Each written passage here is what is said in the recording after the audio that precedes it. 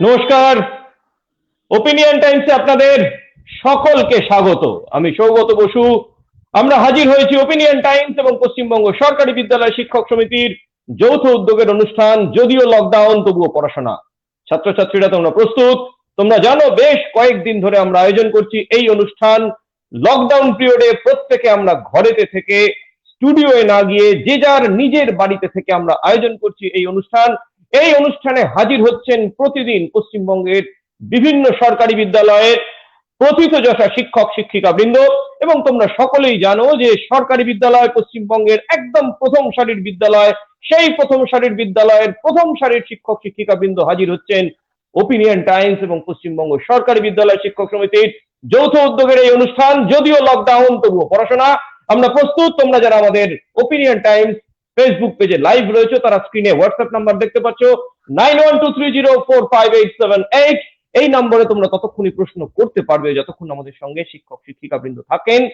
আমরা আজকে আলোচনা করব যে বিষয় নিয়ে, সে বিষয়ে আমরা যাচ্ছি তার আগে আমরা জানিয়ে রাখি আজকে আমাদের অনুষ্ঠান 26তম দিনে পড়লো। আমরা প্রথমে 7 দিন ধরে আয়োজন করেছি নবম শ্রেণীর অনুষ্ঠান, তারপর একাধিক্রমে 15 দিন ধরে আয়োজিত হয়েছে দশম শ্রেণীর ছাত্রছাত্রীদের জন্য অনুষ্ঠান এবং তারপর দ্বাদশ শ্রেণীর ছাত্রছাত্রীদের অনুষ্ঠান। আজকে দ্বাদশ শ্রেণীর চতুর্থ দিন এবং সামগ্রিকভাবে যদিও লকডাউন তবুও পড়াশোনা অনুষ্ঠানের 26তম দিন। আজকে দ্বাদশ শ্রেণীর বিষয় অর্থনীতি, ইকোনমিক্স। অর্থনীতি বিষয় নিয়ে আজকে আমরা আলোচনা করব। আমাদের সঙ্গে লাইভে থাকবেন হুগলি ব্রাঞ্চ গভর্নমেন্ট স্কুলের শিক্ষক মাননীয় শ্রীযুক্ত কৌস্তুভ দাস মহাশয়। কৌস্তুভ বাবু, আপনাকে ওপিনিয়ন টাইমস এবং পশ্চিমবঙ্গ সরকারি বিদ্যালয় শিক্ষক সমিতির পক্ষ থেকে যদিও লকডাউন তবুও পড়াশোনা অনুষ্ঠানে স্বাগত। নমস্কার। হ্যাঁ, নমস্কার কৌস্তুভ বাবু। আপনি যেটা জানিয়েছেন আমাদের, আপনি সম্ভবত দ্বিতীয় অধ্যায় চাহিদা নিয়ে আলোচনা শুরু করবেন, তাই তো? হ্যাঁ, বেশ, আমরা তাহলে আমাদের আলোচনার মধ্যে আমরা ঢুকে পড়ি। আচ্ছা, 12-এ যে সমস্ত ছাত্ররা যারা 11 থেকে 12-এ উঠলে তাদের তো 11-এর পরীক্ষাগুলো কমপ্লিট হয়নি, কিন্তু তোমরা জানো এর মধ্যেই যে তোমরা 12-এ উঠে গেছো, তাই তোমাদের পড়াশোনা শুরু করে দিতে হবে। সেক্ষেত্রে প্রথম যেটা বলে দিই, এটা আমাদের দ্বিতীয় অধ্যায় এবং দ্বিতীয় অধ্যায়টা অনেক বড়, যেটা তোমরা 11-এও কিছুটা পড়েছো, কিন্তু এইখানে 12-এ অর্থাৎ উচ্চ মাধ্যমিকে এখান থেকে 2 নম্বরের একটি প্রশ্ন আসবে। কিন্তু 2 নম্বরের একটি প্রশ্ন আসবে বলে তুমি বড় প্রশ্ন যতটা মন দিয়ে করতে তার থেকে হয়তো বেশি মন দিয়ে করতে হবে, কারণ ছোট প্রশ্নের জন্য আমাদের বিষয়টার কনসেপ্টটা ক্লিয়ার হওয়া খুব দরকার, ভালো করে জিনিসটা বুঝতে হবে। সেই জন্য আরো প্রতিটি পাতা প্রতিটি লাইন খুঁটিয়ে পড়তে হবে। সেই কারণে এই অধ্যায়টাকে দুটো ভাগে আমরা ভাগ করে নিচ্ছি। তার প্রথম অংশ অর্থাৎ চাহিদার দিকটি আজকে আমরা আলোচনা করব।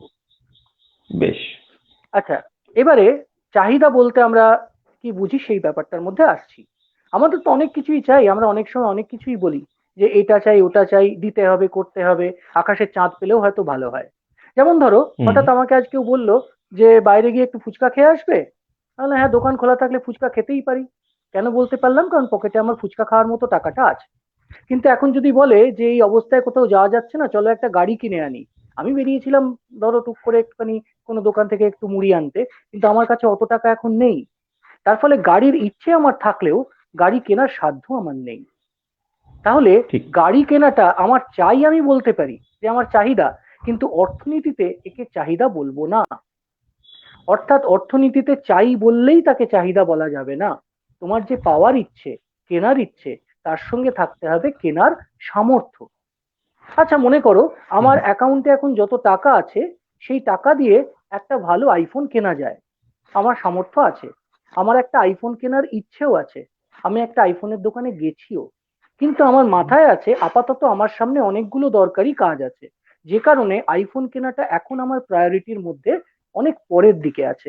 তার ফলে আমার ইচ্ছে আছে, ক্রয় ক্ষমতা আছে, কিন্তু এখনই আমি ওই ক্রয় ক্ষমতাটা ব্যবহার করে ওই দ্রব্যটি এই মুহূর্তে কেনার জন্য প্রস্তুত নেই। তাহলেও ওই আমার দোকানে ফোন দেখতে যাওয়াটা উইন্ডো শপিং হয়ে যাবে, এটা কিন্তু চাহিদা হবে না। তাহলে এই 3টে পয়েন্ট পেলাম।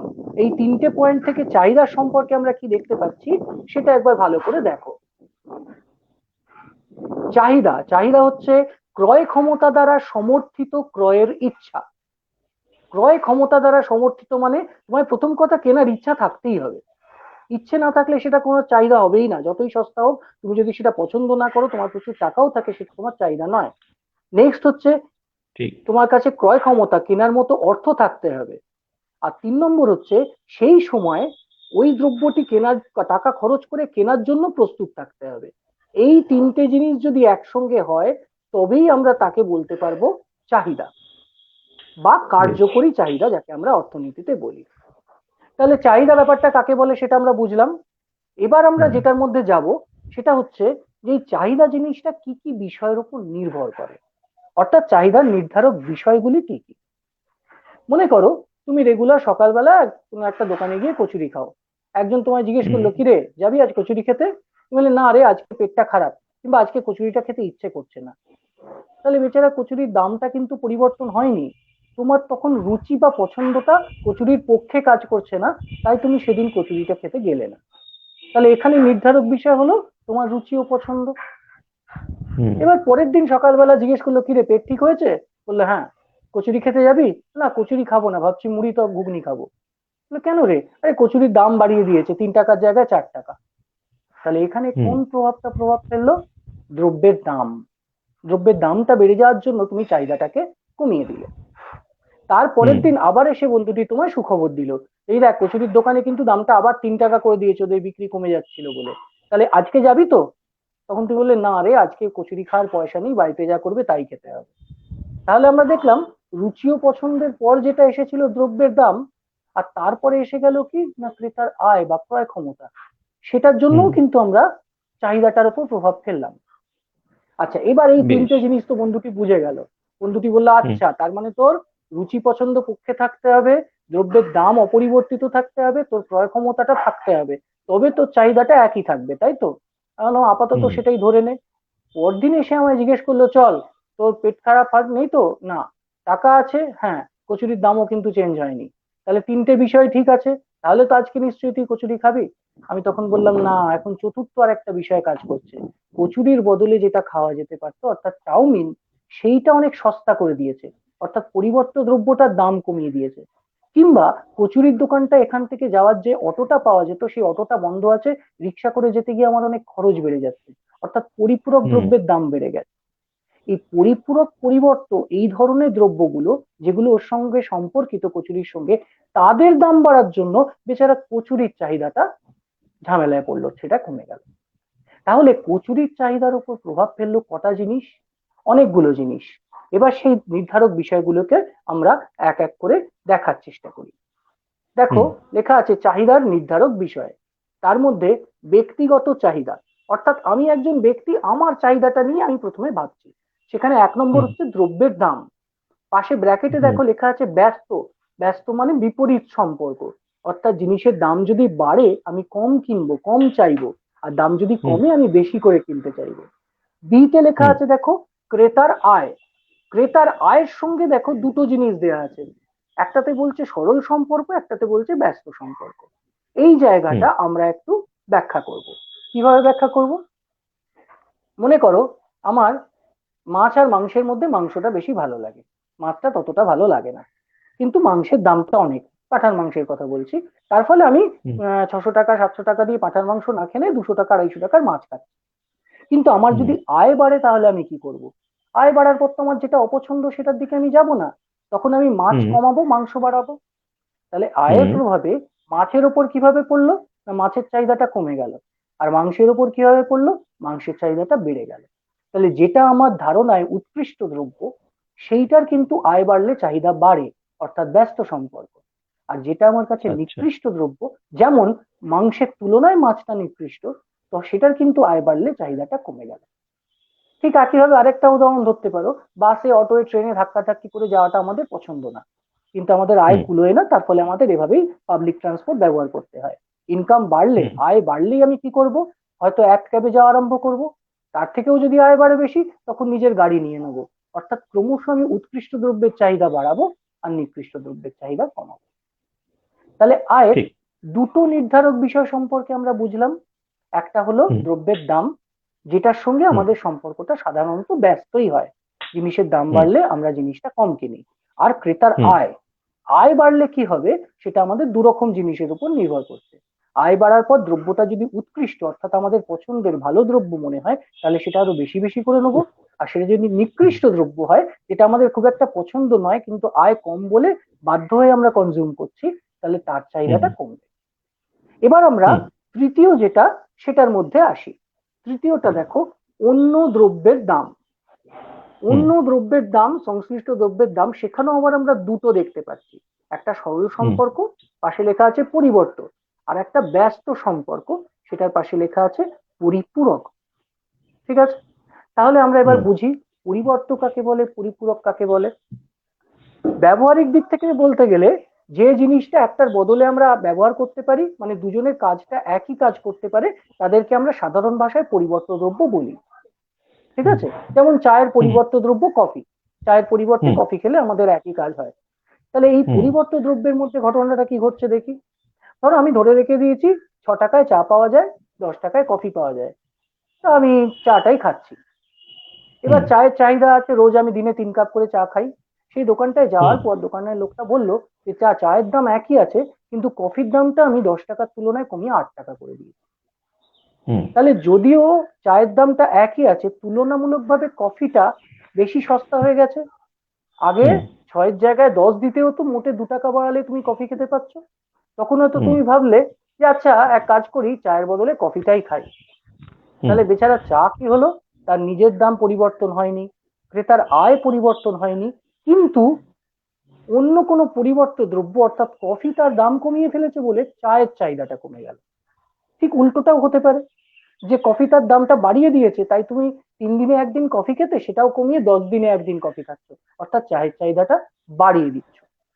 যেমন অটো ভাড়া যদি কমে যায় তুমি বাসে করে যাবে না, অটো ভাড়া যদি বেড়ে যায় তুমি বাসে করে যাবে, কারণ বাস আর অটো একে অপরের পরিপূরক পরিবর্ত দ্রব্য। এবার পরিপূরকটা বুঝি। মনে করো তুমি একটা পেন কিনেছো, তার দাম 10 টাকা। এবার সেই পেনটার রিফিলটার দাম দু রকমের আছে, দুটো পেন আছে, দুটো পেনেরই দাম 10 টাকা। একটা রিফিল 2 টাকায় পাওয়া যায়, একটা রিফিল 8 টাকায় পাওয়া যায়। তুমি অবশ্যই কিন্তু যেটা 2 টাকায় পাওয়া যায় সেটা কিনবে, যদি দুজনেই সেম লেখা দেয়। কারণ বারবার 8 টাকা রিফিল ভরার থেকে তোমার 2 টাকা রিফিল ভরার সুবিধে। এখানে পেনের সঙ্গে রিফিলের সম্পর্কটা হচ্ছে পরিপূরক, অর্থাৎ একটার সঙ্গে আর একটা লাগবে। যেমন বলতে পারি গাড়ির সঙ্গে পেট্রোল, পেট্রোলের দাম যদি বেড়ে যায়, তুমি যে বাইকটা বেরিয়ে পাড়ায় আড্ডা দিতে যেতে সেটা আর নিয়ে যাবে না, বাজারে যাওয়ার সময় নিয়ে যাবে না, শুধু কাজের সময় নিয়ে যাবে। আবার পেট্রোলের দাম কমে গেলে তুমি এক চক্কর ঘুরে আসার জন্য হয়তো গাড়িটা বের করবে। ঠিক একইভাবে বলতে পারি চা এবং চিনি। এই চিনির দাম বেড়ে গেছে, দিনে 5 বার করে কিন্তু চা দেওয়া যাবে না, বাড়িতে এরকম ধরনের কথাবার্তা মাঝে মাঝে শুনে থাকো। তাহলে আমরা দেখলাম পরিবর্ত ও পরিপূরক দ্রব্য অর্থাৎ যেগুলো তার সঙ্গে সম্পর্কযুক্ত যুক্ত দ্রব্য, তাদের দাম পরিবর্তন হলেও কিন্তু চাহিদার উপর একটা প্রভাব পড়ে। তাহলে ব্যক্তিগত চাহিদা অর্থাৎ আমি একটা ব্যক্তি হিসেবে একটা জিনিস চাহিদা করছি, তার উপর এখনো পর্যন্ত 3টে প্রভাব আমরা দেখলাম। একটা দ্রব্যের নিজের দাম, একটা ক্রেতার আয়, আর একটা রুচি ও আরেকটা পরিবর্ত ও পরিপূরক দ্রব্য। এবার 4 নম্বরটায় যাব, ব্যক্তিগত চাহিদা, যেটাকে আমরা বলছি রুচি ও পছন্দ। এটা খুব সোজা ব্যাপার। ধরো তোমার কাছে কোটি কোটি টাকা আছে এবং বাজারে মাটন, চিকেন, মাছ এগুলো জলের দরে পাওয়া যাচ্ছে, কিন্তু তুমি নিরামিষ ভোজী, তুমি আমিষ খাও না, সেক্ষেত্রে তুমি কখনোই চাহিদা করবে না। তাহলে দ্রব্যের দাম কমলো, তাতেও কোনো লাভ নেই। হ্যাঁ, তোমার আয় বেশি, তাতেও কোনো প্রভাব হলো না। রুচি ও পছন্দটা কিন্তু একটা খুব ভাইটাল জিনিস, কিন্তু এটার পরিবর্তন যেহেতু আমরা পজিটিভ নেগেটিভ অর্থাৎ বাড়ছে কমছে এভাবে বোঝাতে পারি না, তাই এটার সঙ্গে কোনো সরল বা ব্যস্ত সম্পর্ক না।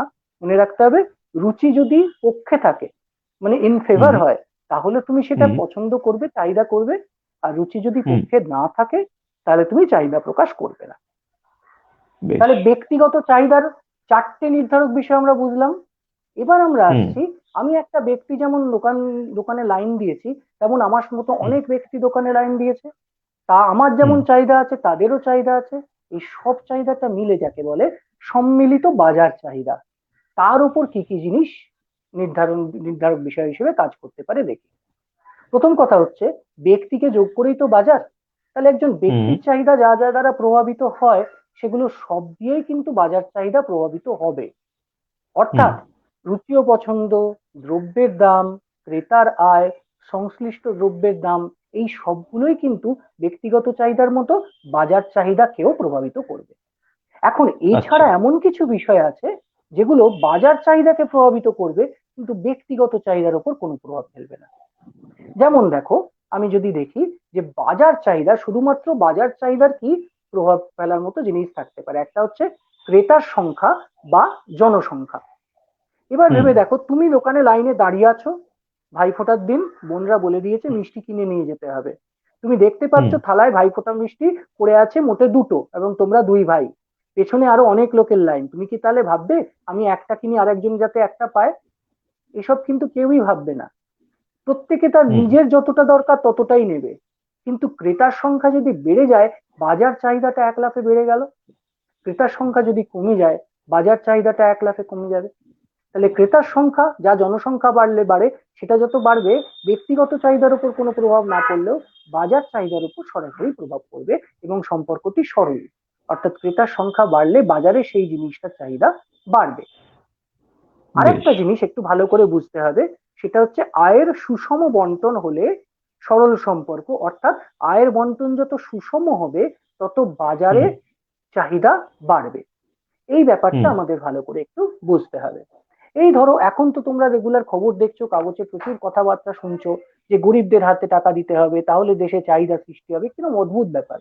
বড়লোকরা তো অনেক বেশি জিনিস কেনে, তাদের হাতে হুম চাহিদা হলে কেন চাহিদা সৃষ্টি হবে না? আমরা বিষয়টা হুম বুঝি। ধরো একটা দেশে অর্থনীতিতে 10 জন লোক আছে, 10 জনের হুম মধ্যে দুজন 400 টাকা করে আয় করে, দুজন হুম 400 টাকা করে আয় করে, এবং তারা খুব ভালোভাবে বাঁচে, অর্থাৎ 200 টাকা করেই খরচ করে। আর হুম বাকি যে 8 জন, তারা মোটে 25 টাকা করে পেয়ে ওই 200 টাকার মধ্যে কোনোভাবে দিন কাটায়। 25 টাকায় হুম তাদের কিছু জমানোর থাকে না, তারা পুরো 200 টাকাই খরচ করে ফেলে। তাহলে বাজারে হুম মোট চাহিদা কত টাকার হলো? দুজন বড়লোকের জন্য 200 200 400, আর 8 জন গরিবের জন্য 200, মোট 600 টাকার জিনিসপত্রের চাহিদা হলো বাজারে। এবারে হুম যদি এই ব্যবস্থাটা থাকতো, ওই 10 জনের হাতেই 100 টাকা করে ভাগ করে দেওয়া হয়েছে, এবং প্রত্যেকেই তার আয়ের 70 ভাগ খরচ করছে, অর্থাৎ 70 টাকা করে খরচ করছে, তাহলে 70 × 10, 700 টাকার জিনিসপত্রের চাহিদা কিন্তু তৈরি হতো। 600 থেকে 700 হুম অবশ্যই বড়। অর্থাৎ আয় যত হুম সুষমভাবে বন্টন হবে, তত গরিব মানুষ, সাধারণ মানুষ যাদের হাতে আয় কম, তাদের তো প্রয়োজনটা মেটেনি পুরোটা, তাই তারা কিন্তু হুম সেই টাকাটা খরচই করবে। আর বড়লোক যার হাতে প্রচুর আছে, সে কিন্তু সেই টাকাটা নিয়ে অল্প খরচ করবে, করলে সেটাও বিলাসদ্রব্যের ওপর করবে, কিন্তু বাকিটা হুম হয়তো জমাবে। অর্থাৎ যত আয়ের বন্টন সুষম হবে, তত বাজারে সামগ্রিক চাহিদা বাড়বে। তাহলে বাজার চাহিদার দুটো নির্ধারক জিনিস বিষয় বুঝলাম। তাহলে এবার যদি হুম প্রশ্ন আসে, বাজার চাহিদার মোট নির্ধারক বিষয় কটি? তুমি যদি বলো দুটি, তাহলে কিন্তু সেটা ভুল হবে উত্তরটা। বাজার চাহিদার মোট নির্ধারক বিষয় কিন্তু 6টি। ব্যক্তিগত চাহিদার 4টি প্লাস বাজার চাহিদার 2টি। কিন্তু যদি বলে কেবলমাত্র বাজার চাহিদার নির্ধারক বিষয় কটি, তাহলে কিন্তু হবে 2টি। একটা হলো ক্রেতার সংখ্যা বা জনসংখ্যা, আর আরেকটা হলো তোমাদের আয়ের বন্টনের সুষমতা বা বৈষম্য আছে কিনা সেই ব্যাপারটা। তাহলে আমরা চাহিদার নির্ধারক বিষয়গুলি দেখলাম। বেশ। এবার আমরা যে জিনিসটা দেখব, সেটা হচ্ছে চাহিদার অপেক্ষক কাকে বলে। অপেক্ষক বা ফাংশন কথাটা তোমরা 11-এ উঠে যাদের অঙ্ক আছে তারা হয়তো শুনেছো, আর যারা শোনোনি তাদেরও চিন্তা করার কোনো কারণ নেই। কারণ তারা 9-10-এ কেন, ক্লাস 6 থেকে একটা জিনিস দেখছো। ধরো কোনো একটা অজানা রাশি এক্স, বলা হলো ওয়াইটা এক্স এর 3 গুণের থেকে 5 বেশি, সেটাকে আমরা কিভাবে লিখতাম? y = 3x + 5। তার মানে ওয়াই আর এক্স দুজনের মধ্যে একটা সম্পর্ক আছে, যাকে অঙ্কের ভাষায় প্রকাশ করে বলছো। কথায় বললে বলছো ওয়াইটা এক্স এর 3 গুণের থেকে 5 বেশি, আর অঙ্কের হুম ভাষায় বললে বলতো y = 3x + 5। হুম এবার এই যে 3x + 5 সম্পর্কটা বললাম, এটা তো আমরা জানি, আমরা শিওর, ওকে 3x + 5। কিন্তু কেউ যদি বলে দেয় দাদা দেখুন ওয়াই আর এক্স এর মধ্যে সম্পর্ক আছে, কিন্তু কিরকম সম্পর্ক এক্স্যাক্টলি সেটা আমি জানি না, তখন আমি তাকে এইভাবে লিখবো যে y = f(x)। এই f(x) তার মানে হচ্ছে y একটা ফাংশন অফ এক্স, অর্থাৎ এক্স এর উপর কোনো না কোনো ম্যাথামেটিক্যাল ফাংশন, সে যোগ বিয়োগ গুণ ভাগ sine cos tan root power exponential যা খুশি হোক, একটা করে আমি ওয়াইটা পাবো, কিন্তু এক্স্যাক্টলি কি করছি সেটা আমি জানি না। যতক্ষণ জানি না, হুম ওই এফ ব্র্যাকেটটাকে ধরে নাও আমাদের ফাংশন বা অপেক্ষক। তাহলে হুম অপেক্ষক বলতে বুঝি একটা জিনিস অন্য কটা জিনিসের উপর নির্ভর করছে, তাদের সম্পর্কটাকে অঙ্কের ভাষায় প্রকাশ। তাহলে দেখি আমরা বেশ। চাহিদা অপেক্ষকের সংজ্ঞা কি পেতে পারি। আগে আমরা জেনেছি চাহিদা কাকে বলে, আর এটাও জেনেছি চাহিদার নির্ধারক বিষয়গুলি কি কি। এবার হুম তাদের মধ্যে সম্পর্কের গাণিতিক ভাষায় প্রকাশই হলো আমাদের চাহিদা অপেক্ষক। তাহলে চাহিদা হুম। অপেক্ষক কি হলো? চাহিদা ও তার নির্ধারকের সম্পর্কের গাণিতিক রূপ। চাহিদা ও বেশ। তার নির্ধারকের সম্পর্কের গাণিতিক রূপ। এবার গাণিতিক হুম রূপটাকে ভালো করে দেখো, যে QD function of P X P Y not equal to X I R T, চারটে নির্ধারক হুম বিষয় ব্যক্তিগত চাহিদার, চারটেই দিয়েছি। কিউ ডি হুম এক্স এই জিনিসটার মানে কি? এক্স দ্রব্যের চাহিদার পরিমাণ, quantity demanded for X. P hmm X মানে এক্স দ্রব্যের দাম। P Y not hmm equal to X মানে ওয়াই ছাড়া অন্য দ্রব্যের দাম, পরিপূরক বা পরিবর্তক। আর পি হুম আই হচ্ছে ক্রেতার আয়, আর টি হলো রুচি ও পছন্দ। তার মানে বেশ। চাহিদার পরিমাণের সঙ্গে চাহিদার নির্ধারক বিষয়গুলির যে সম্পর্ক, সেটাকে যখন হুম আমরা অঙ্কের ভাষায় প্রকাশ করছি, তাকেই আমরা বলছি হুম চাহিদা অপেক্ষক। তাহলে হুম চাহিদা অপেক্ষক জিনিসটা এবার আমরা বুঝলাম।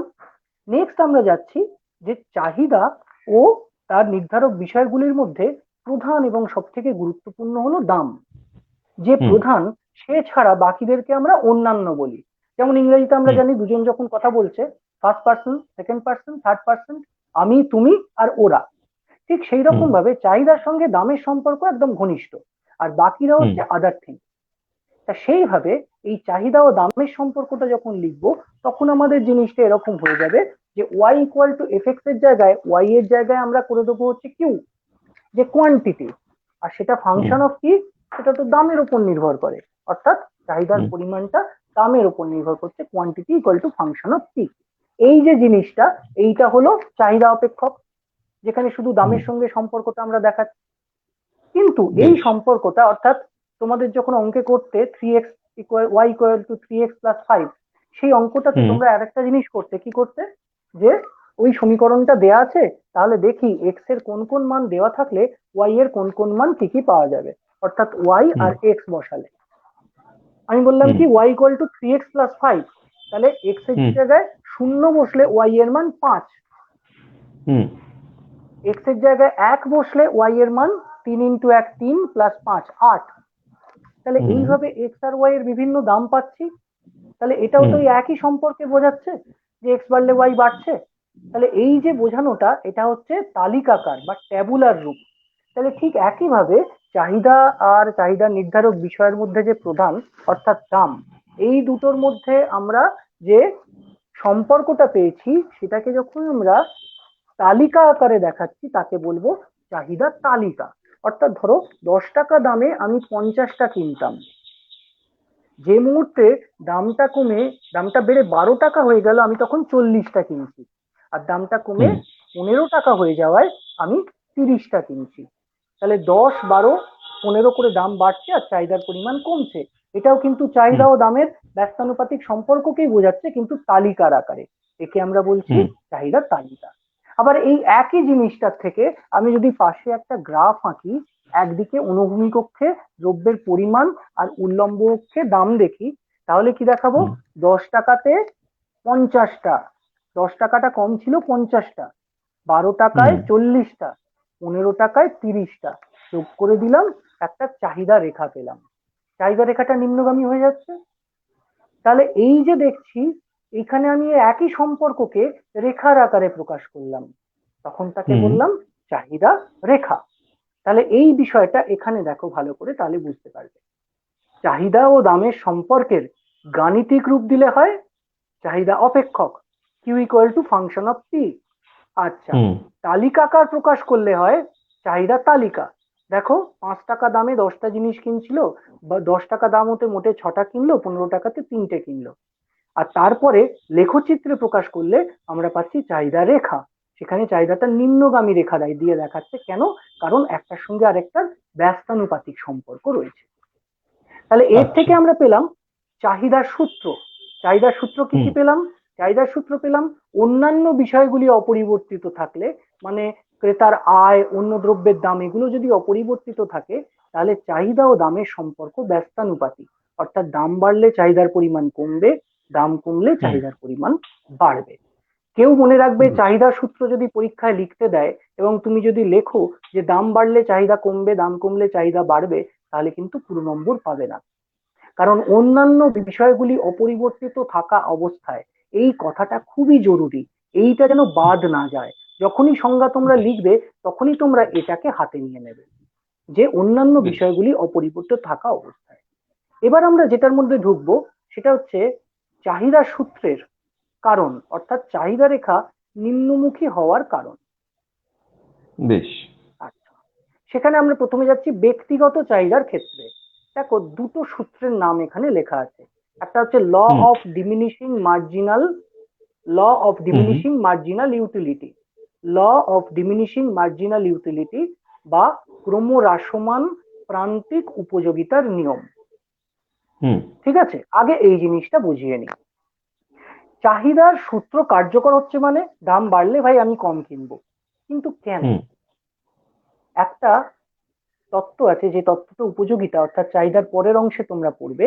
সেটা হচ্ছে কোনো জিনিস যদি আমরা একই সময় পর পর ভোগ করতে থাকি, তার থেকে পাওয়া তৃপ্তি, ভালো লাগাটা, উপযোগিতাটা আস্তে আস্তে কমতে থাকে। যেমন মনে করো বিয়ে বাড়িতে যখন অনেক পেট ভর্তি খাওয়া হয়ে গেছে, আরেকটা বাটার ফ্রাই, আরেকটা রসগোল্লা আমার মনে হয় যে না আর খাওয়া যাচ্ছে না, পরদিন ঘুম থেকে উঠে মনে হয় এই শোটা যদি এখন দিত খুব ভালো হতো। ঠিক সেই রকমই ব্যাপার, একই সঙ্গে পর পর খুব ভালো জিনিসও পছন্দ হয় না। তাহলে ধরো আমার খুব চা তেষ্টা পেয়েছে, আমি গেলাম, জিজ্ঞেস করলাম চায়ের দাম কত, আমি ধরে রেখে দিয়েছি 10 টাকা হলেও একটা চা খেয়েই আসতে হবে। লোকটা বললো 6 টাকা করে দাদা। আচ্ছা দিয়ে দাও। 1 কাপ খেলাম, খাওয়ার পর বললাম বাহ চাটা ভালো বানিয়েছো তো, আরেক কাপ দেবো দাদা, না 12 টাকা দিয়ে খাওয়ার দরকার নেই, ওই ঠিক আছে ভাতটা ফেলবেন না, 4 টাকাতেই আরেক কাপ দিয়ে দিচ্ছি। আচ্ছা দ্বিতীয় কাপটার থেকে আমি যেহেতু উপযোগিতা কম পাবো তাই 6 টাকা দিয়ে আর কিনতে রাজি হলাম না, কিন্তু 4 টাকায় রাজি হয়ে গেলাম। তারপর লোকটা বললো আর 1 কাপ নেবেন, না না দরকার নেই, আচ্ছা 2 টাকা দেবেন। আর 2 টাকাতে আমি তৃতীয় কাপটা রাজি হলাম, কারণ তার থেকে আমি আর 4 টাকার উপযোগিতা পাবে না।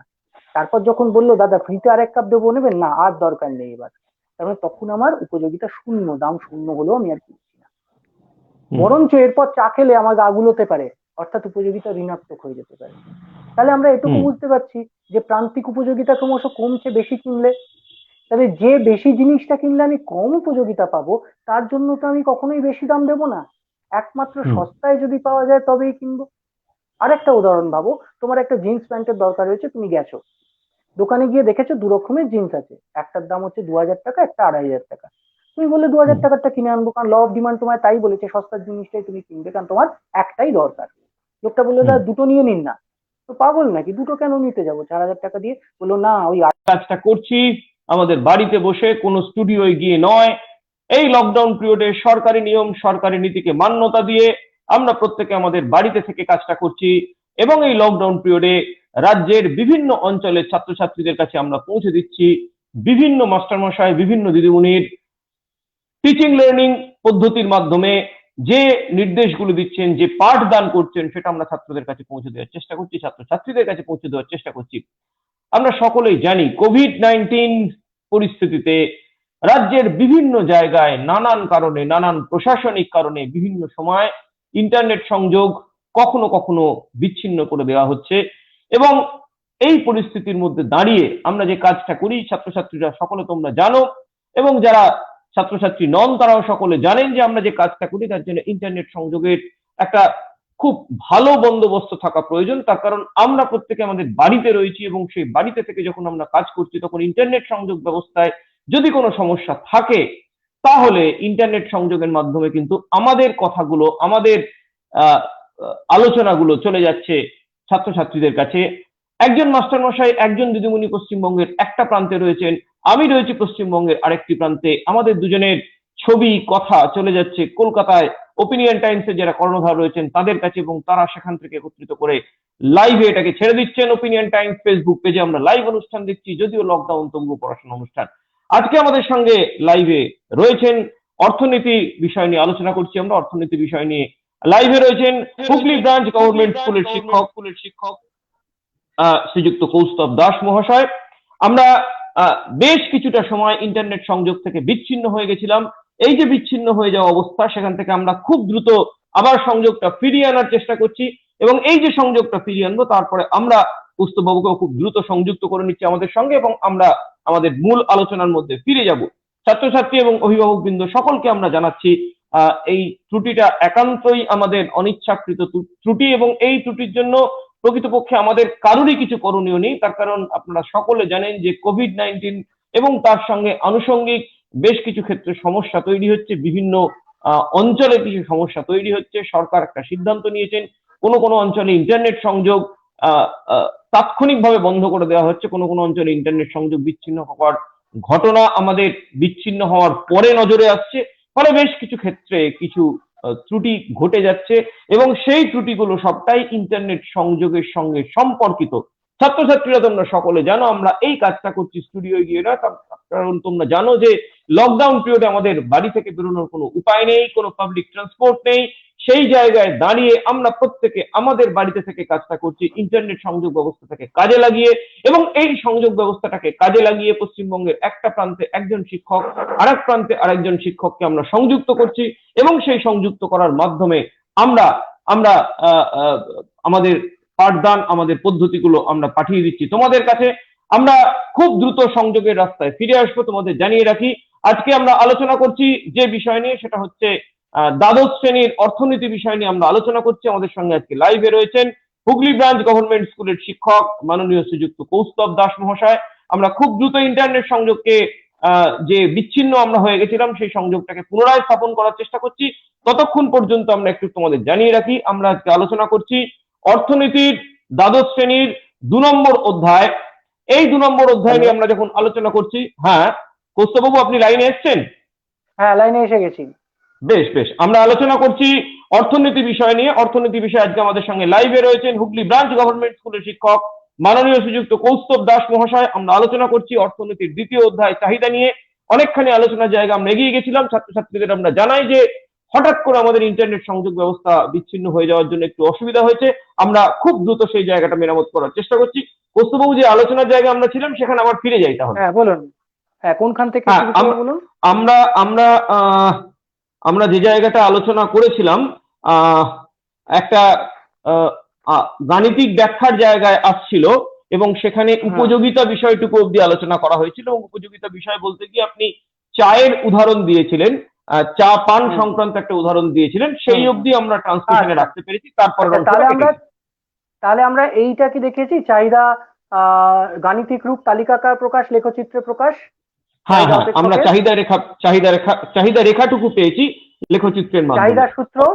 চাহিদার সূত্র না, চাহিদার সূত্রটা আলোচনার মধ্যে আমরা ঢুকছিলাম।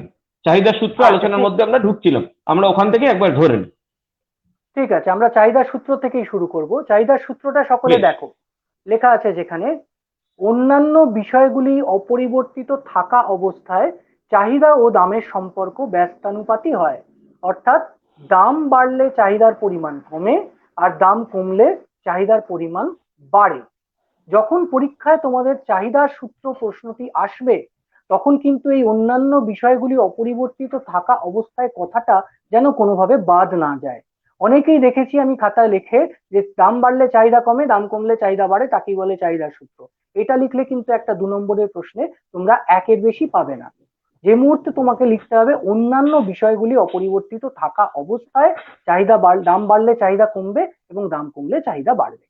তাহলে এরপর আমরা আসছি যেটার মধ্যে যে চাহিদার সূত্রটা সেটা কেন কাজ করে, আর তার চাহিদা রেখা নিম্নমুখী হওয়ার কারণটা কি। সেটা কারণটা বলতে গিয়ে আমরা প্রথমে গেছি ব্যক্তিগত চাহিদার ক্ষেত্রে কি কারণ। তাতে একটা নিয়মের কথা বলছিলাম, law of diminishing marginal utility. Law of diminishing marginal utility বা ক্রমহ্রাসমান প্রান্তিক উপযোগিতার নিয়ম। অনেকে ইংরেজিটা বলার পর বলে বাংলায় বলুন, তারপর বাংলাটা বলার পরে বলে না, এর থেকে ইংরেজির বাংলাটা হয়তো ভালো ছিল। তোমাদের সহজ কথায় বলে দিই, ক্রমহ্রাসমান মানে ক্রমশ কমতে থাকা, মার্জিনাল মানে প্রান্তিক, মানে লাস্ট একটি এককের উপযোগিতা। এখানেই আমি চায়ের উদাহরণটা দিচ্ছিলাম। ধরা যাক আমি চা খেতে বেরিয়েছি, চায়ের দামের জন্য আমি 10 টাকা পর্যন্ত দিতে রাজি আছি, মানে আমি 1 কাপ চা থেকে ম্যাক্সিমাম 10 টাকার উপযোগিতা পাবো। এখন চায়ের দোকানিটা বললো এখানে চায়ের দাম 6 টাকা করে, তাহলে আমি 6 টাকায় চা পেয়ে গেলাম। তার ফলে 4 টাকা আমার বাড়তি হলো, আমি দেখলাম ভালোই হয়েছে, আমার লাভ হয়েছে, আমার 10 টাকার উপযোগিতা পেলাম মোটে 6 টাকা দাম দিয়ে। এবার সে তখন জিজ্ঞাসা করলো আর 1 কাপ খাবেন? আরেক কাপটা অর্থাৎ যেটা একই সময় দ্বিতীয় কাপ, সেটার উপযোগিতা কিন্তু এখন আমার কাছে কম। যেমন বিয়ে বাড়িতে গেলে অনেক কিছু খাওয়ার পর আরেকটা বাটারফ্লাই আরেকটা রসগোল্লা দিলে আমার যেমন মনে হয় যে না না আর দিতে হবে না, আর খাবো না। কিন্তু সেটাই পরের হুম দিন সকালে ঘুম থেকে উঠে মনে হয় এখন দিলে ভালো হতো। এখানেও ঠিক তাই। হুম এক কাপ চায়ের পর দ্বিতীয় কাপের আমার কাছে চাহিদাটা কম, তার জন্য আমি আর 6 টাকা হুম দেবো না। লোকটা বললো আচ্ছা ঠিক আছে, ওই 10 টাকাই দিয়ে দেবেন, আমি আরেক কাপ দিয়ে দিচ্ছি। তখন আমি নিয়ে হুম নিলাম। তার মানে দ্বিতীয় কাপটার জন্য আমি 6 টাকা দাম দিতে রাজি নই, 4 টাকায় পেলে নিলাম। তখন বললো আরেক হুম কাপ দেবো, আমি বললাম, না না লাগবে না, এই 2 টাকা দেবেন। আচ্ছা 2 টাকায় পাচ্ছি যখন আরেক কাপ খাচ্ছি, তাহলে তৃতীয় কাপটা আমি 2 টাকায় নিলাম।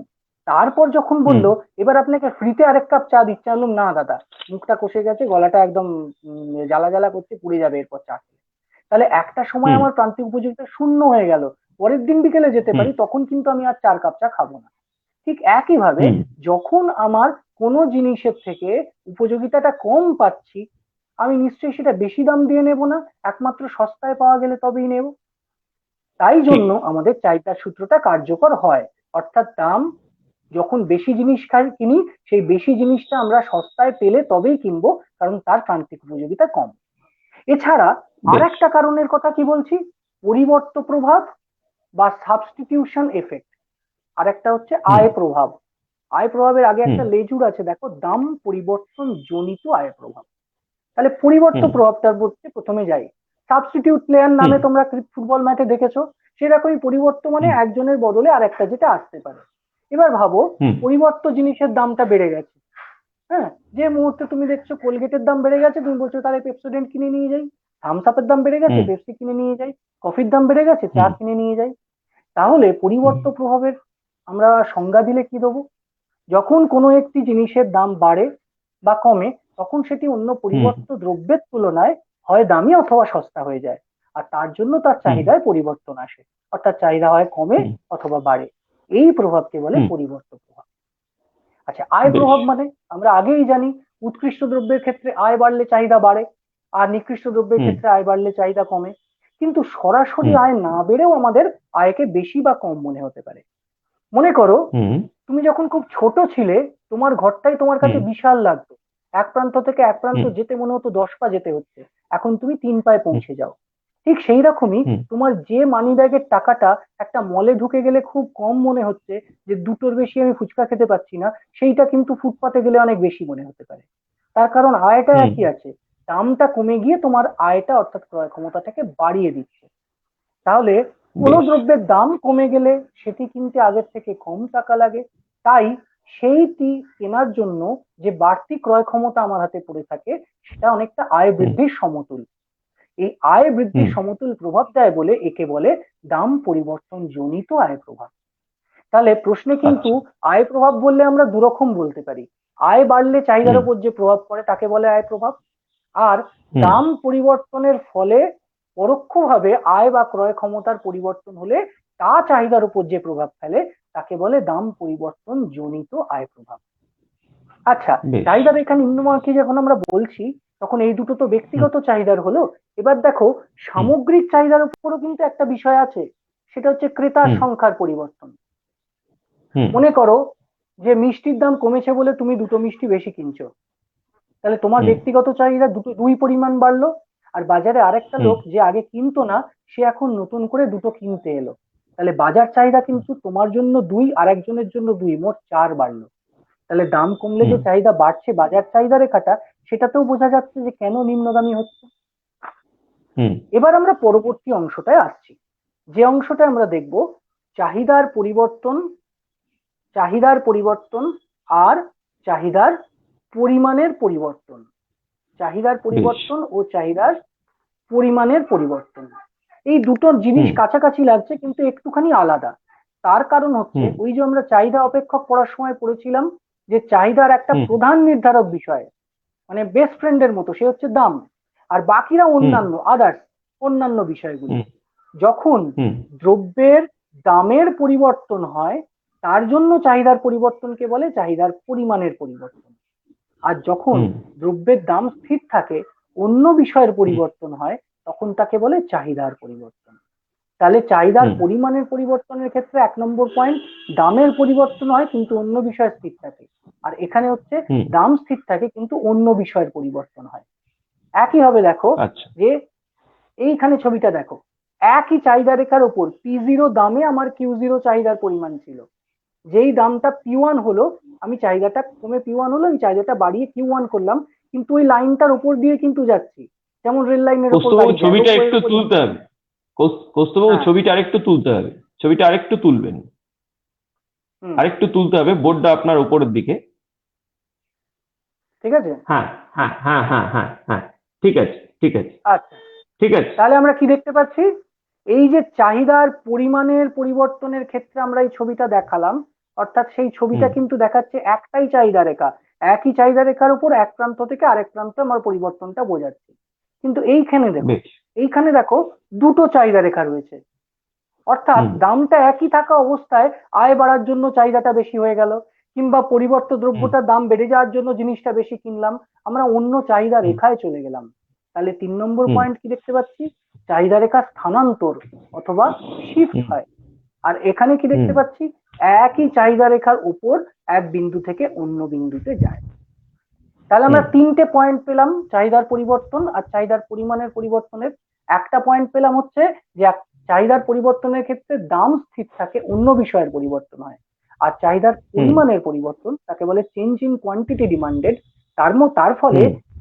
দামের পরিবর্তন হয়, অন্যান্য বিষয় স্থির থাকে।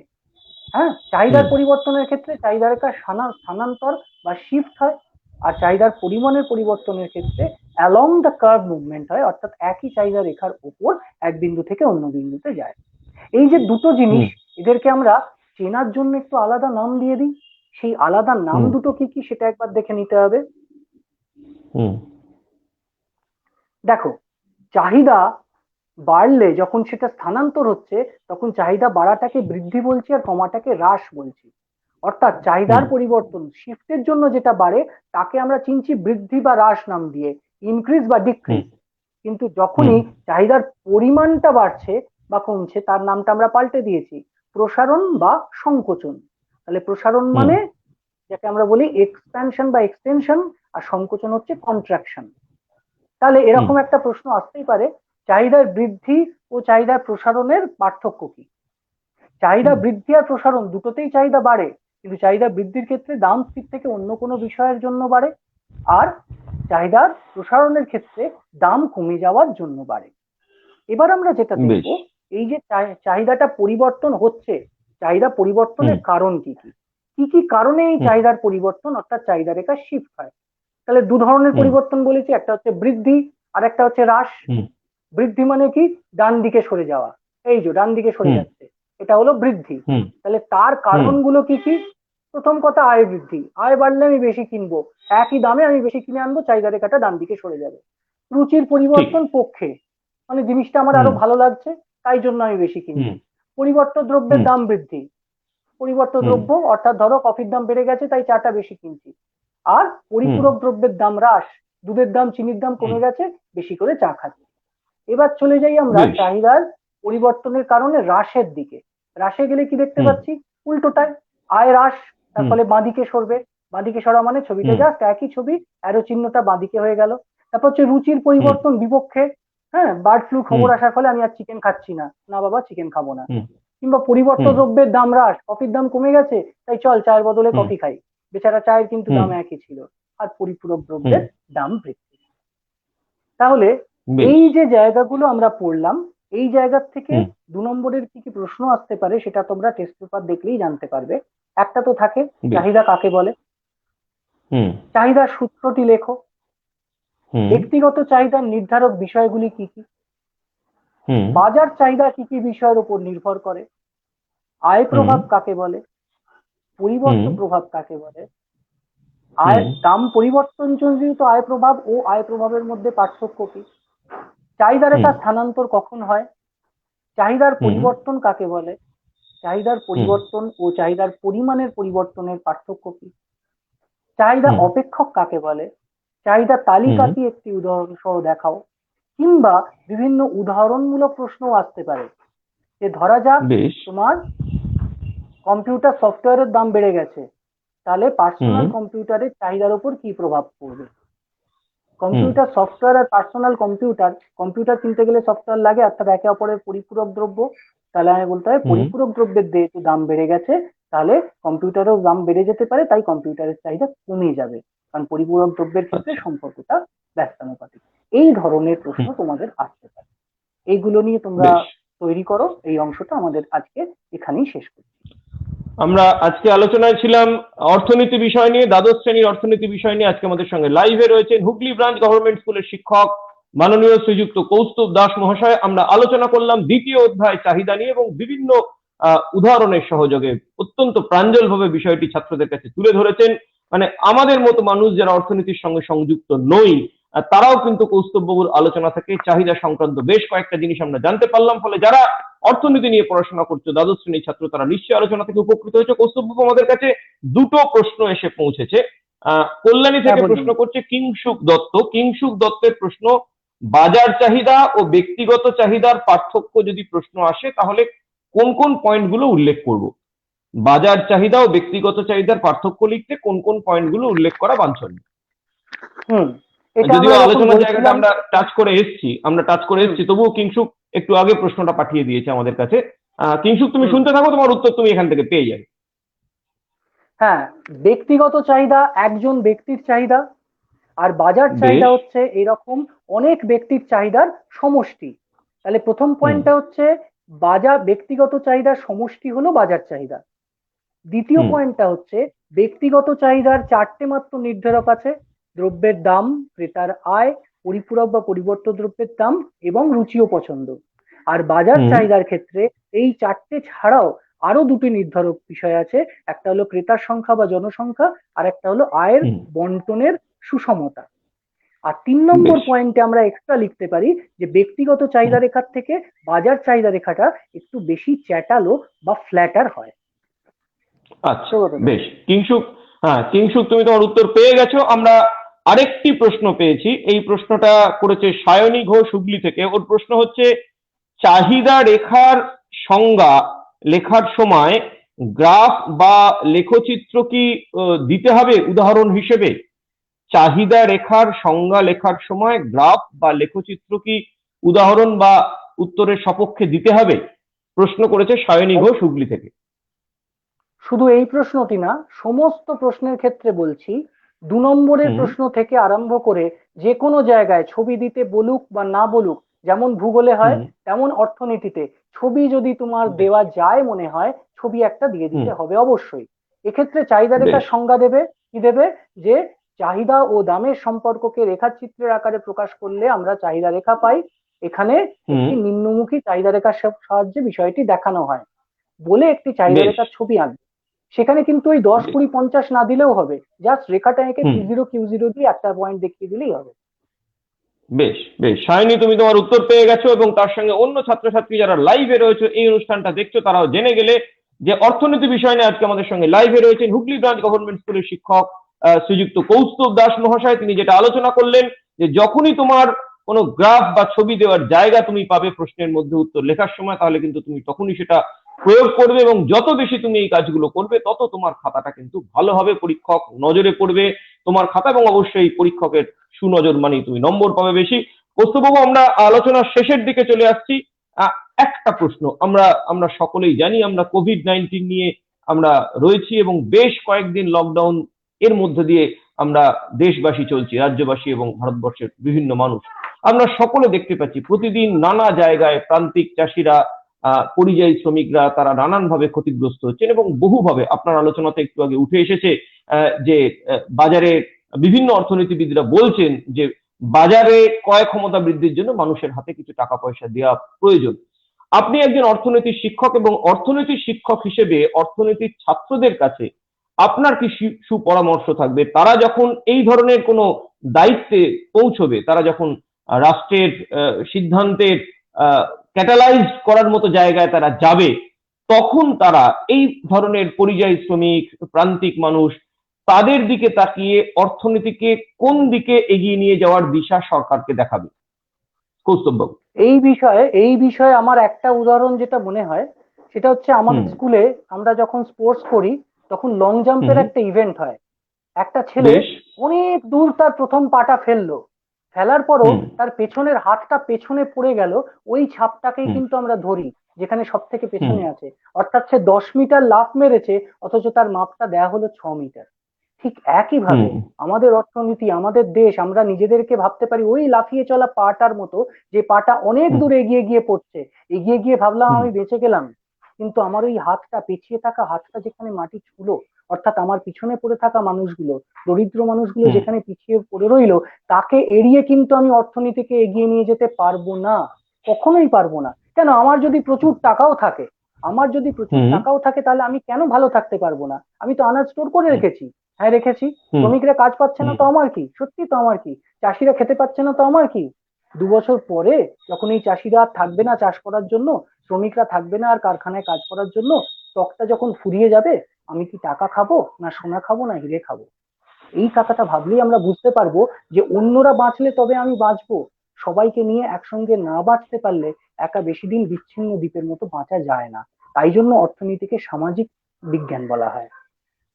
বেশ, অসাধারণ অসাধারণ উত্তর।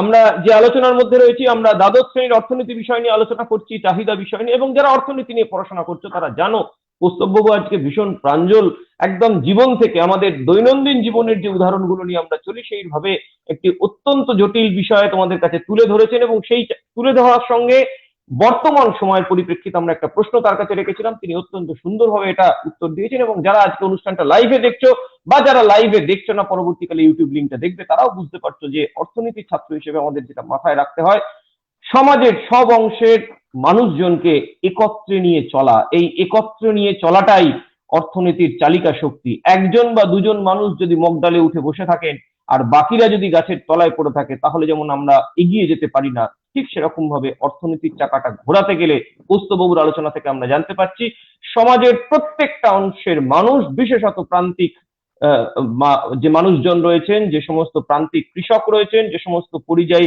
শ্রমিকরা রয়েছেন, তাদের হাতেও কিন্তু যথাযথ অর্থ দিতে হবে।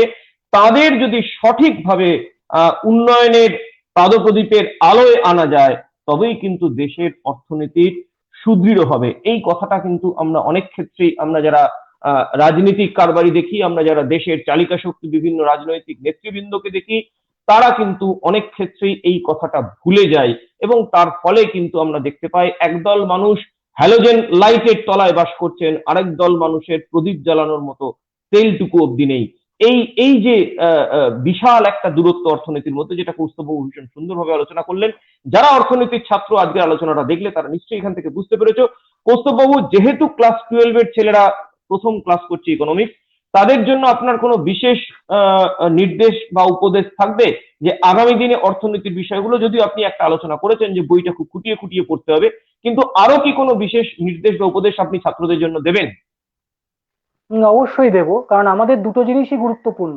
আমাদের বিষয় শিখতে হবে, নম্বরও পেতে হবে। নম্বরটাকে আমাদের বেশ। ভুললে চলবে না।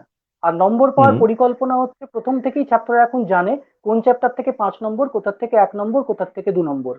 যেখান থেকে বেশ। 5 নম্বরের প্রশ্ন আসবে, সেই 8টা চ্যাপ্টার, দুটো টেস্ট পেপার দেখো, সেই 8টা চ্যাপ্টারে হুম ওই 8টা চ্যাপ্টার থেকে কি কি প্রশ্ন আসতে পারে রেডি করে তৈরি করো। তাহলে ওই জায়গাটা বেশ। মিটে গেল।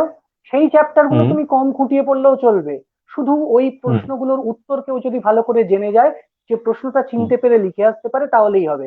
কিন্তু যেখান থেকে হুম এমসিকিউ, শুধু একটা এমসিকিউ থাকবে, শুধু একটা হুম এসিকিউ থাকবে, তাকেও কিন্তু ওই বড় নম্বরের 5 নম্বর আসা চ্যাপ্টারটা থেকে অনেক বেশি খুঁটিয়ে পড়তে হবে। কারণ এমসিকিউ যত ছোট প্রশ্ন, তত উত্তর দেওয়া কঠিন তোমার বিষয়ের উপর জ্ঞানটা সম্যকভাবে না থাকলে। অর্থাৎ বড় আচ্ছা, প্রশ্নের চ্যাপ্টার থেকে তুমি সাজেশন করতে পারো, ছোট প্রশ্নের চ্যাপ্টারে কোনো সাজেশন হয় না। বেশ। তোমরা শুনে নিলে, ভালো নম্বর পেতে গেলে কৌস্তববাবু যেটা আলোচনা করেছেন অর্থনীতি বিষয়, এবং এটা শুধু অর্থনীতি বিষয় না, এই বিষয়টা প্রায় বিভিন্ন সাবজেক্টের ক্ষেত্রে আসবে, কিন্তু তবুও অর্থনীতি বিষয় নিয়ে আজকে যারা আমরা আলোচনা করছি, তোমরা শুনে নিলে কিভাবে অর্থনীতির বিভিন্ন টপিক গুলো কি করে লিখে লিখে, কি করে প্রশ্নগুলো কালেকশন করে, কি করে নিজেদের পড়াশোনাটাকে এগিয়ে নিয়ে যেতে হবে আগামী দিনে, যাতে আগামী দিনে তুমি যথেষ্ট ভালো নম্বর এই বিষয়টায় পেতে পারো। আমরা আজকে আলোচনায় ছিলাম, কৌস্তব দাস আমাদের সঙ্গে আলোচনায় রয়েছেন, হুগলি ব্রাঞ্চ গভর্নমেন্ট স্কুলের শিক্ষক। অর্থনীতি বিষয় নিয়ে আমরা আজকে আলোচনা করছি, যদিও লকডাউন তবুও পড়াশোনা অনুষ্ঠানে। তোমরা সকলে জানো, যারা আমাদের অনুষ্ঠানটা ওপিনিয়ন টাইমস ফেসবুক পেজে দেখছো, আমরা লাইভ অনুষ্ঠানে ছিলাম এবং আমাদের অনুষ্ঠানের মধ্যে একটা সংযোগ বিচ্ছিন্ন হওয়ার ঘটনা ঘটেছিল। আমরা তোমাদের অত্যন্ত দুঃখের সঙ্গে জানাচ্ছি এই সংযোগ বিচ্ছিন্ন হওয়ার ঘটনার জন্য আমরা অত্যন্ত দুঃখিত। কিন্তু যে বিষয়টা আমাদের সকলকে একটু বুঝতে হবে সেটা হচ্ছে আমরা প্রত্যেকে আমাদের বাড়িতে থেকে কাজটা করছি, কোথাও স্টুডিওয় গিয়ে নয়। তার কারণ এই লকডাউন পিরিয়ডে সোশ্যাল ডিস্টেন্সিং, সামাজিক দূরত্ব বিধি মেনটেন করে আমাদের চলতে হচ্ছে এবং তার জন্য আমরা কোথাও স্টুডিওয়ে যাচ্ছি না।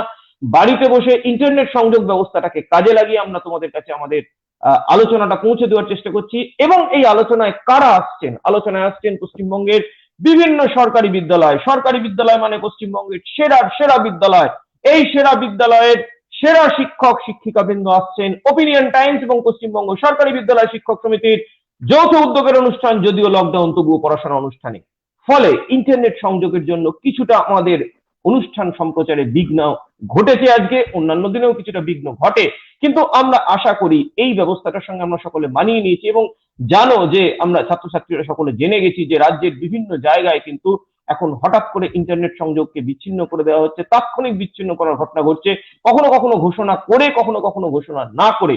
ফলে এই অসুবিধাটা নিয়ে আমাদের চলতে হবে। আমরা এইটুকু অসুবিধা মানিয়ে নেব, তার কারণ এই মানিয়ে নেওয়ার বদলে আমরা যেটা পাচ্ছি, রাজ্যের সেরা শিক্ষক শিক্ষিকাদের এই ছাতার তলায় আমরা আনতে পারছি, এই অনুষ্ঠানে আনতে পারছি। যারা ফেসবুক লাইভে রয়েছে তারা অনুষ্ঠানটা দেখেছো, তারা তোমাদের যদি অন্য কোনো প্রশ্ন থাকে আমরা পরবর্তীকালে সেটা আমাদের হোয়াটসঅ্যাপ নাম্বারে পাঠিয়ে দিও। আমরা চেষ্টা করবো কৌস্তববাবু থেকে উত্তর জেনে তোমাদের কাছে পাঠিয়ে দেওয়ার। আর যারা অনুষ্ঠানটা লাইভ দেখতে পেলে না, তারা আমাদের অনুষ্ঠানের ইউটিউব লিঙ্কটা দেখে নেবে এবং ইউটিউব লিঙ্কটা যখন তুমি দেখবে তখন ওপিনিয়ন টাইমস ইউটিউব লিঙ্কে দেখে তুমি অবশ্যই চ্যানেলটাকে সাবস্ক্রাইব করো। তার কারণ যত তুমি সাবস্ক্রাইব করবে তত কিন্তু ইউটিউব তোমার কাছে অটোমেটিক্যালি ইনফরমেশন পাঠাবে, আগামী দিনের ক্লাসগুলো তুমি জানতে পারবে এবং সেখান থেকে তুমি আগামী দিনের ক্লাসগুলো থেকে নিজে উপকৃত হতে পারবে। এইটুকু ঘোষণা আমরা তোমাদের জন্য রাখলাম। আগামীকাল আমরা ফিরছি আবার এই সময়। আগামীকাল আমাদের বিষয় রসায়ন। রসায়ন বিষয় নিয়ে আমরা আলোচনা করবো। আমাদের সঙ্গে থাকবেন ব্যারাকপুর গভর্নমেন্ট হাই স্কুলের শিক্ষক মাননীয় শ্রীযুক্ত প্রীতি বিকাশ মন্ডল মহাশয়। তাহলে যদিও লকডাউন তবুও পড়াশোনার দ্বাদশ শ্রেণীর পরবর্তী দিন আগামীকাল আমরা আলোচনা করছি দ্বাদশ শ্রেণীর রসায়ন কেমিস্ট্রি বিষয় নিয়ে। কেমিস্ট্রি বিষয় নিয়ে আমাদের সঙ্গে লাইভে থাকবেন ব্যারাকপুর গভর্নমেন্ট হাই স্কুলের শিক্ষক মাননীয় শ্রীযুক্ত প্রীতি বিকাশ মন্ডল মহাশয়। আগামীকাল যাদের কেমিস্ট্রি রয়েছে তারা আমাদের সঙ্গে লাইভে থাকবে। আর আজকে যারা অর্থনীতি বিষয় নিয়ে পড়লে তারা আজকের টপিকটা খুব সুন্দর করে পড়ে নেওয়ার পর কৌস্তববাবু যেভাবে আমাদের নির্দেশ দিয়েছেন, উপদেশ দিয়েছেন, সেটা আমরা মেনে চলার চেষ্টা করব। ওপিনিয়ন টাইমস এবং পশ্চিমবঙ্গ সরকারি বিদ্যালয় শিক্ষক সমিতির পক্ষ থেকে কৌস্তববাবু আপনাকে অনেক অনেক ধন্যবাদ আমাদের সঙ্গে এতক্ষণ লাইভে থাকার জন্য। আমরা আগামীকাল তোমাদের সঙ্গে আবার দেখা করছি ঠিক 10টার সময়। যদিও লকডাউন তবুও পড়াশোনা নিয়ে বিষয় রসায়ন আলোচনায় লাইভে থাকছেন ব্যারাকপুর গভর্নমেন্ট হাই স্কুলের শিক্ষক শ্রীযুক্ত প্রীতি বিকাশ মন্ডল মহাশয়। তার আগে সকলকে ধন্যবাদ জানিয়ে আমরা আজকে শেষ করছি আমাদের অনুষ্ঠান। যদিও লকডাউন তবুও পড়াশোনা।